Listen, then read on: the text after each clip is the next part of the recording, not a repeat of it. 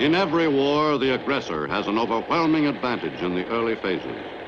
The nation attacked is rarely prepared for the aggressor's first strike. In the 1920s and 30s, the people of the United States gave little thought to war.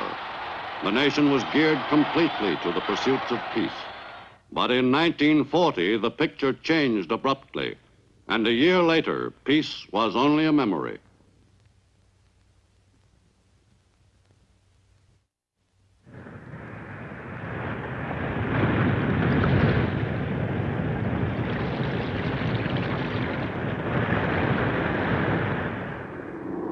The Japanese strike at Pearl Harbor in December 1941 was no isolated blow.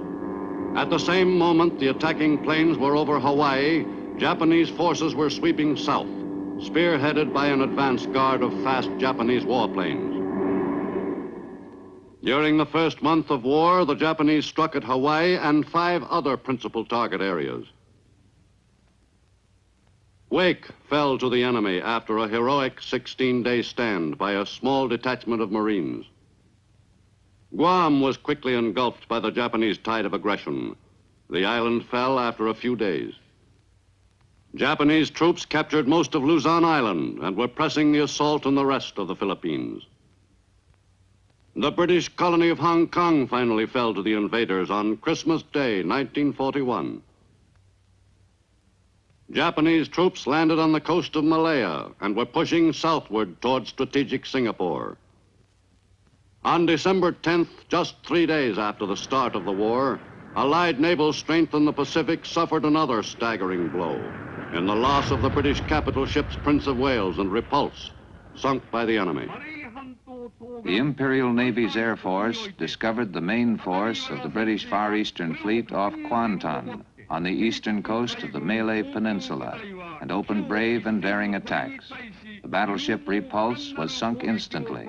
Pummeled further with repeated direct hits, the flagship Prince of Wales sank with a tremendous explosion.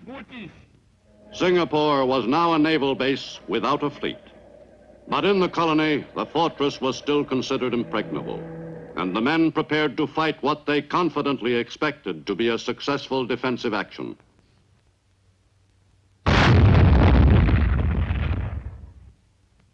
Morale in Singapore had dropped after the loss of Britain's 2 great warships. But it was still optimistically felt that even if the Japanese somehow succeeded in approaching Singapore, they could never take the island.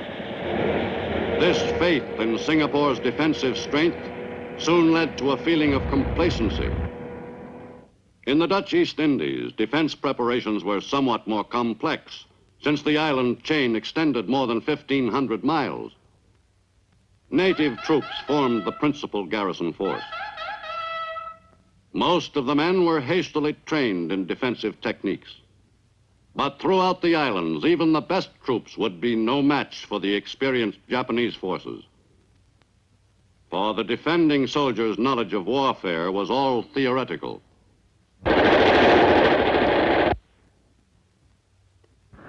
The Japanese pattern of conquest called for an ambitious series of coordinated strikes and invasions before the Allied forces had a chance to recover from their initial shock.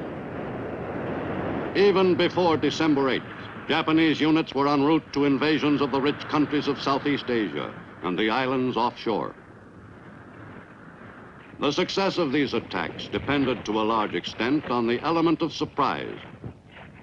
In the early morning of December 8th, Japanese troops headed for shore at a number of points along the coast in the northern part of Malaya. Thus, from beachhead several hundred miles north of Singapore was the campaign against that fortress begun.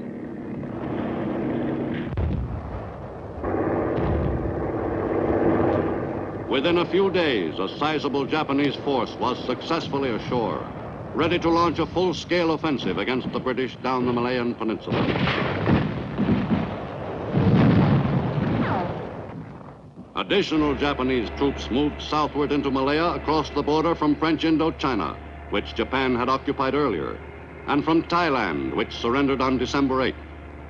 The advance down the peninsula to Singapore, 580 miles from Malaya's northern border, was made over rugged terrain. Japanese units encountered resistance by the defenders in the north of Malaya. But under the weight of the Nipponese attack, resistance weakened and the invaders gained ground quickly.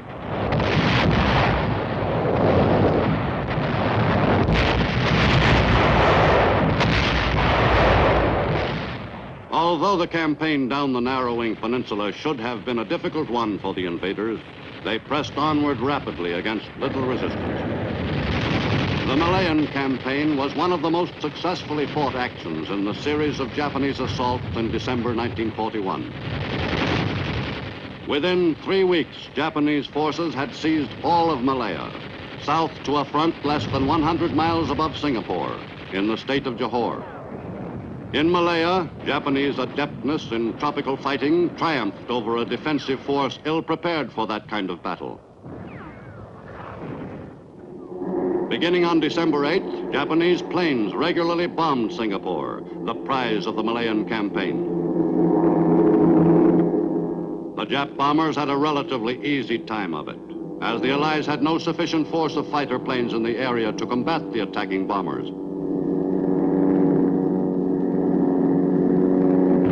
Singapore became a prime target for Japanese air attacks, which had the desired effect in softening the city's defenses.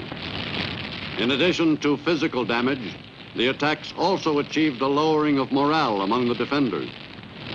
The British in Singapore had not succeeded in becoming acclimated to the raids, and the Japanese took full advantage of their air superiority to pound the city without letup. Meanwhile, 1,400 miles northeastward, the British colony of Hong Kong became an early Japanese target. On December 8th, Nipponese troops advanced into the British-leased territory on the mainland, across from Hong Kong Island. 6 divisions made the attack against determined but ineffectual resistance on the Kowloon Peninsula.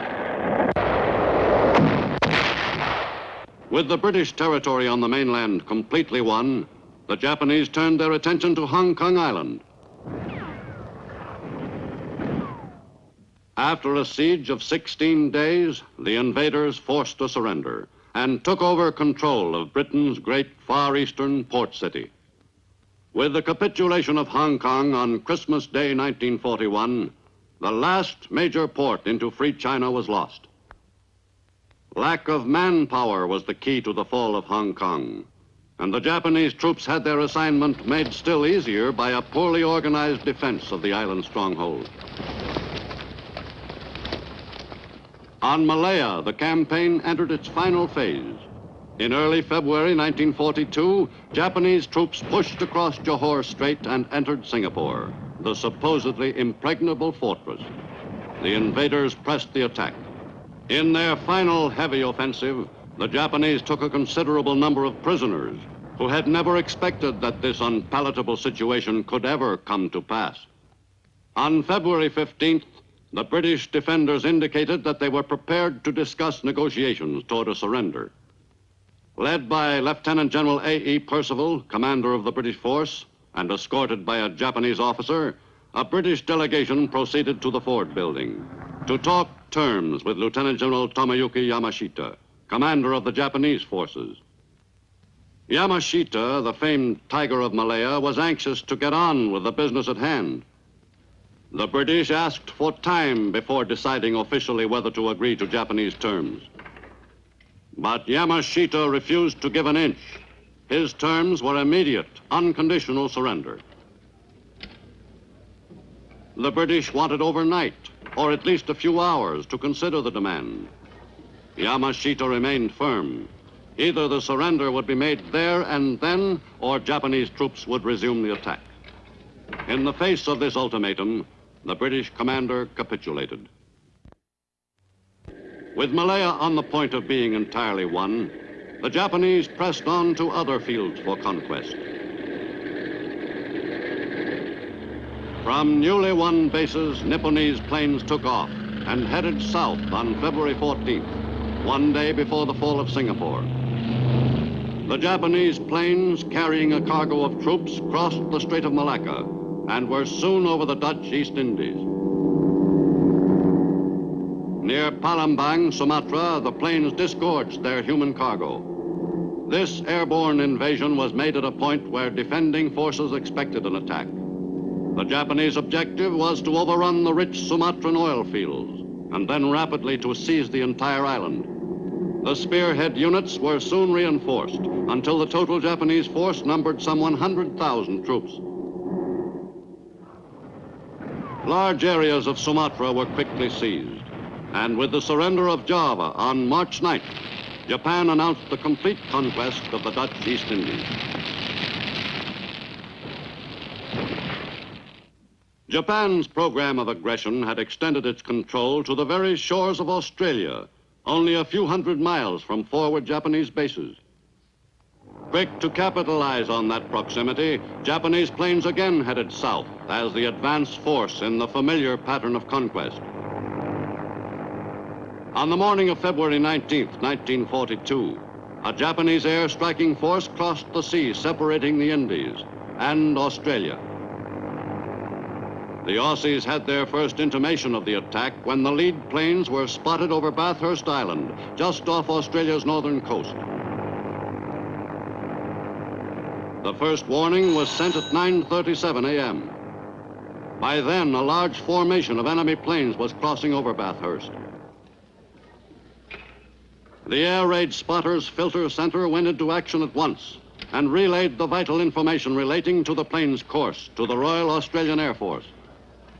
The RAAF sprang quickly to the defense of the port city of Darwin.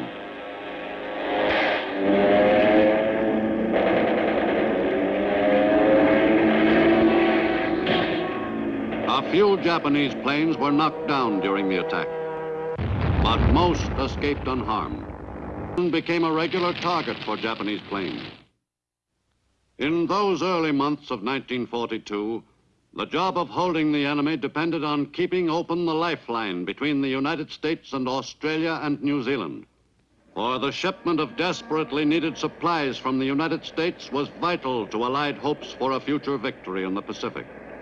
Although the war in Europe drew the great bulk of materiel from the U.S., enough supplies were sent to Pacific bases to keep the Allied war effort functioning. Maintaining the lifeline to the down-under countries kept a considerable number of U.S. ships fully occupied. Fortunately, Australia-bound vessels were only rarely attacked. Each loss was keenly felt. However, all of our massed effort is none too great to meet the demands of this war. We shall need everything that we have and everything that our allies have to defeat the Nazis and the fascists in the coming battles on the continent of Europe and the Japanese on the continent of Asia and in the islands of the Pacific. The United States turned its full attention to the job of winning the war on both fronts. It was apparent that productive capacity would prove the deciding factor in the winning of World War II. Luckily, American industry was partially on a war basis at the time of the Japanese attack on Pearl Harbor. Lend-lease and defense appropriations had greatly accelerated war production before the U.S. was itself actively at war. The Pearl Harbor attack provided the stimulus to American industry to convert thoroughly to a war basis. In a relatively short time, the weapons and vehicles of war were being produced in quantities which would have been considered impossible half a year earlier. American industry was delivering the goods to Australia and Egypt, to China, England, and New Caledonia, to Persia and Alaska. American industry produced weapons and equipment not only for American armies, but for Allied forces all over the globe.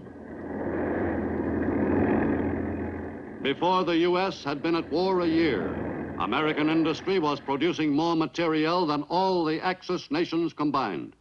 The U.S. was clearly supreme at the business of turning out the machines of war. Equally important was the job of training the men who were to use that equipment. Preparation for battle in modern warfare meant strenuous training for the men who were to fight it. Especially in the Pacific theater, the men had to be prepared for battle conditions and tactics that had no precedent in American military history. The gentle art of killing a man is to get him on the ground and kick him in this manner. See? Sure. And then when he comes back, get him through and I kick him. Now, come on, all of you do that. Zip, come on.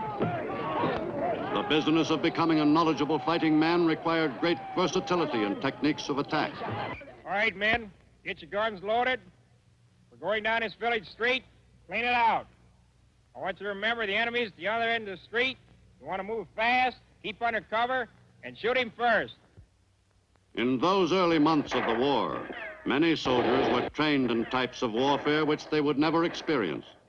Many units, later sent to the Pacific Theater, had no training in jungle warfare. But thousands of soldiers and Marines were trained under actual battle conditions, with live ammunition. All this disagreeable training was to prove its value quickly when the men found themselves in similar situations in combat against the enemy. In anticipation of a war in the Pacific Basin someday, the U.S. Marine Corps had been experimenting in techniques of amphibious warfare since the early 20s. Landing exercises had been part of the Marine curriculum for 7 years before World War II. With war in the Pacific a reality, the Marine technique of amphibious warfare was about to meet its sternest test. On both coasts of the U.S., new soldiers and Marines learned how to make a landing. And even more important, how not to make a landing.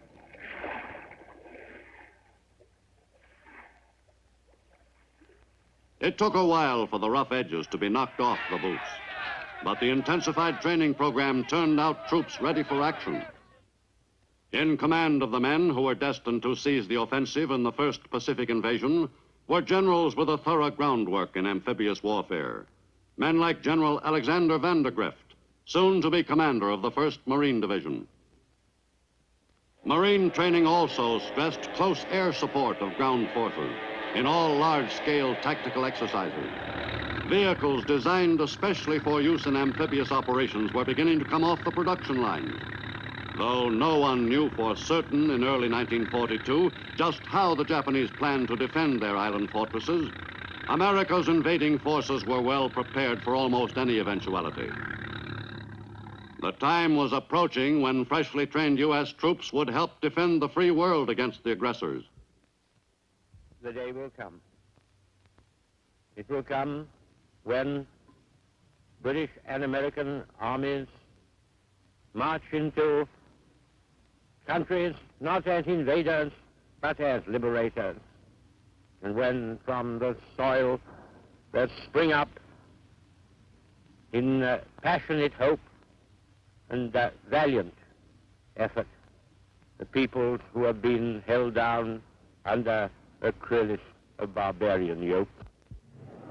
The U.S. Navy had embarked on a new program of building up its strength before the attack at Pearl Harbor plunged the U.S. into war in the Pacific.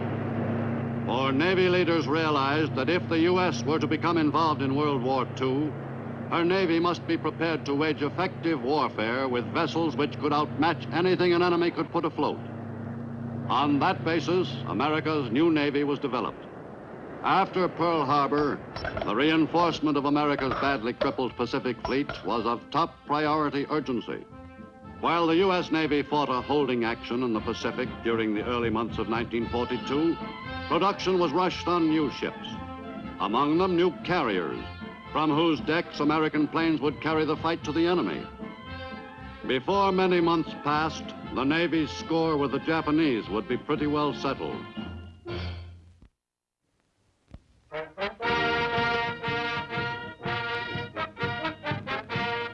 In May 1942, part of the 1st Marine Division left its training camp at New River, North Carolina, on the first leg of a journey that was to lead to the very shores of Japan itself. The men who were to make the first American assault of World War II embarked on their trip in high spirits.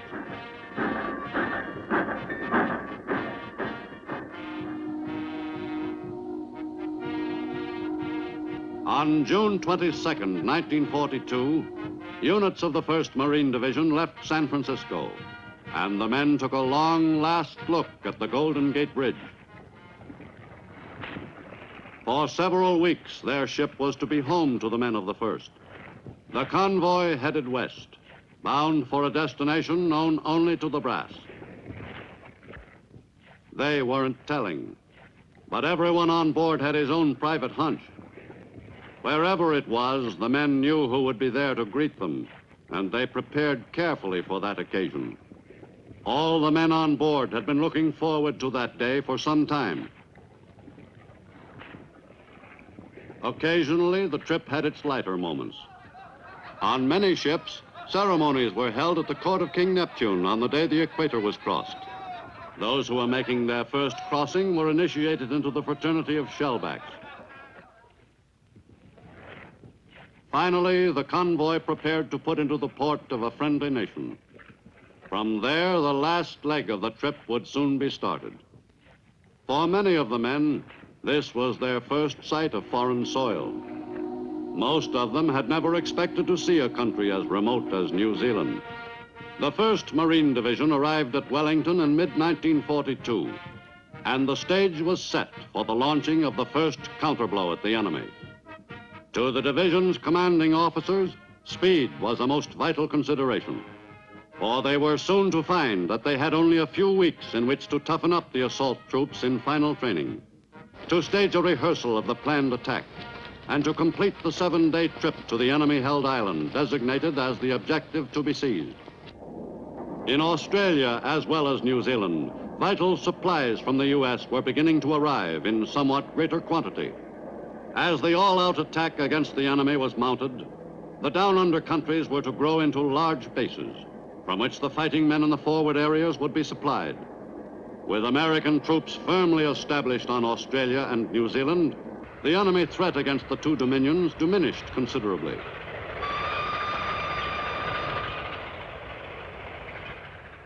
The setting for the camps was new, but otherwise the pattern wasn't very different from the routine the men had followed in camps in the U.S. Even the off-duty hours were spent in familiar pursuits. But now the men alongside were foreigners, with a different point of view, different interests, and even a different language. At least it seemed like one to most Americans who hadn't tried talking to an Australian before. But before long, the GIs came to regard the boys down under as good pals or fair dinkum cobbers. All the inhabitants of Australia were concerned about the entertainment of their GI visitors. And when life grew too monotonous, there was always some way of stirring up a little excitement. The old-fashioned rodeo appealed to American and Australian alike. At times like these, they came to the conclusion that they really weren't such different peoples after all. But there were enough interesting new aspects of life in Australia to occupy the curious GI's time in his free moments. Many Americans had never heard of a koala bear before, much less seen one. But most of the GI's time was not spent in relaxation. Their presence in the down-under countries had one purpose, and no one was allowed to forget it. Sparsely populated Australia and New Zealand were perfect training areas. There was plenty of space for long marches. Too much space, the GIs sometimes felt. In the early months of the war, Australia began serving as a base from which attacks were made against the enemy. At airfields in the northern part of the island continent, the men were no longer occupied with training. This was the real thing.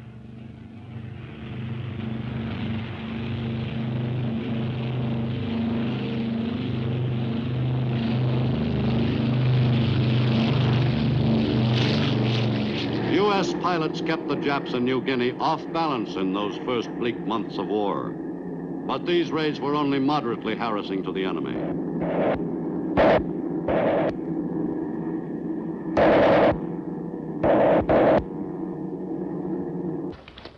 Meanwhile, the Japanese sweep southward continued. In the Philippines, invaded on the day of the Pearl Harbor strike, the Japanese consolidated their early gains and set about seizing control of all the island.